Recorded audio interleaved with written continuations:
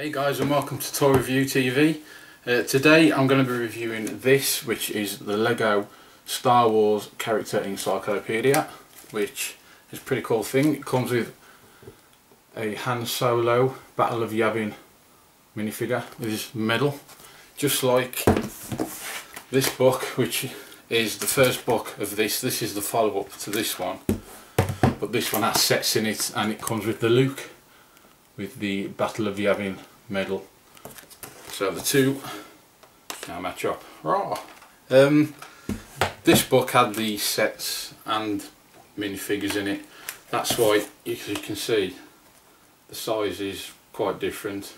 Plus this one just has the minifigures in it, whereas, like I just said, this one has sets in it as well. So I'll give you a bit of an idea of what comes with it. As you can see, the pictures are really good, and descriptions are okay. A lot of the pictures, they are very descriptive, very clear. The only thing I will say is it gives you a variant count on some of the minifigures, and it might say, for instance, let's say Darth Vader's got 9 variants. It won't show every variant on that page, unfortunately. There's an example, Boba Fett. As you can see there, it says variants 6, but on that page there's 1, 2, 3 variants. So the only thing I would change about this book is maybe have a strip across the top there with every single variant that it states on that page, and then just do a timeline. So first one up to the present day probably would have been the best way to do it, but that's just my opinion anyway. I'll do a bit of a highlight on the minifigures now. I'll include the Luke from the previous book, the visual dictionary, and I'll also do a bit of a limelight on Han Solo from this book, and then I'll do them side by side.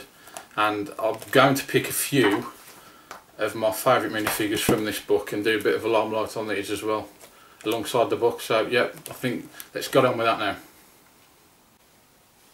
Yeah, so here they are guys, the two exclusives, both from the encyclopedias. The Luke on the left is from the bigger book, which I showed you earlier, which includes the sets and the minifigures. And then Han Solo on the right there, which comes in the new Character Encyclopedia, which is a smaller book, as we saw earlier also. Both nice figures. They are what they are really. They've both got the Battle of Yavin medals and print on the belt and the trousers.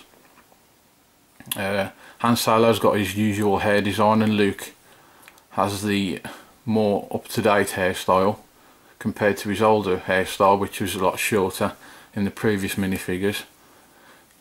Yeah, so they are both nice minifigures, and what I want to do now is get onto a showcase of some of the better, well, my favourite minifigures from the book, which I'll do a bit of a showcase on now.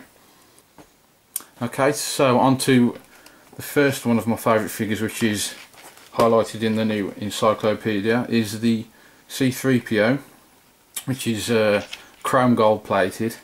These were given away in sets a couple of years ago, in baggies. They come in white baggies, and they were given away, and they were a 10,000 limited edition issue, and basically you just have to be a lucky purchaser and buy a set with one in, which is one of those instances where you could wish for X-ray specs or some kind of tech device, which I think we could all do with sometimes, especially with these new minifigure series packs. If we could all see into those, not have to rely on the dot system, it would be much easier. Anyway, this guy, I didn't get him in a set. I bought him on the second-hand market, eBay, in a lot of figures, and I really like him a lot. He's got the same, you know, features as the normal pearl or, you know, gold colour C-3PO, but I just like gold, I suppose. There's also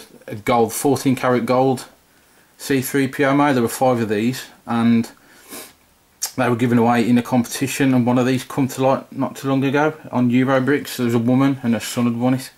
She got all the paperwork from Lego, which was given to her with the minifigure, and I think she was just wanted to know how much it was worth. And you know, I don't know how to put a price on something like that because one's never been sold before. It could be worth many thousands, but it could go through the roof, something like that. But this is the next best thing anyway, this little guy.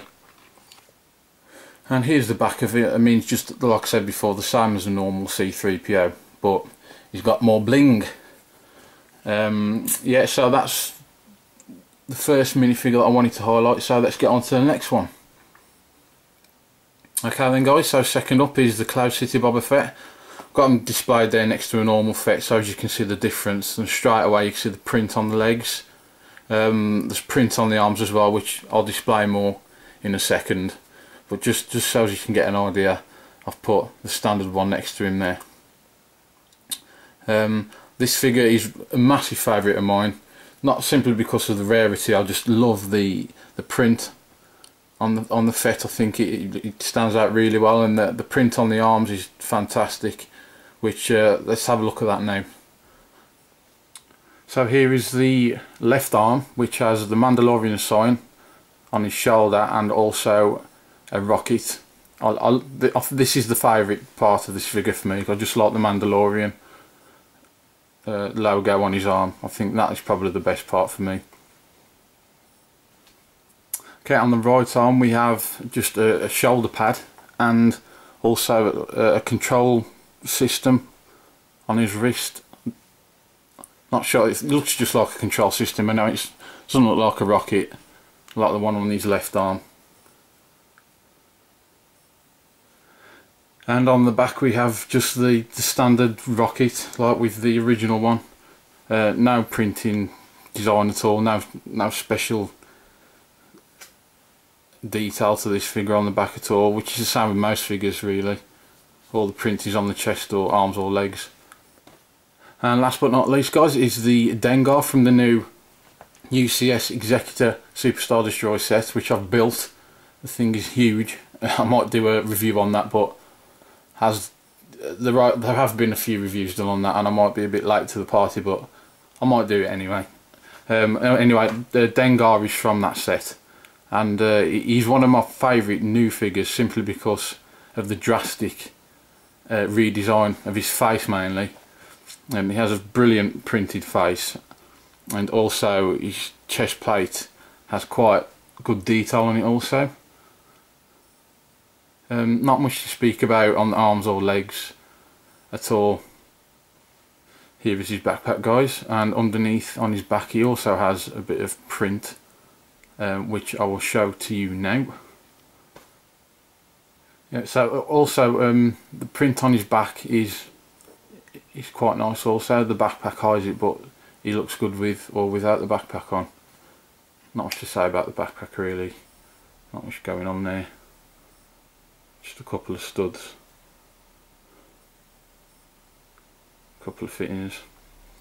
Thanks for tuning in guys, and I would recommend this book to all Lego collectors just like me. And the pages are very descriptive as previously shown. Just give you a quick rundown before we end this. Just a few pages. As you can see, they're all the same. All very descriptive. Pictures are brilliant inside there. So yeah, go out and buy it guys. It's quite good, and the bonus minifigure just sweetens the deal really. So see you next time guys for another review, and please subscribe. Cheers.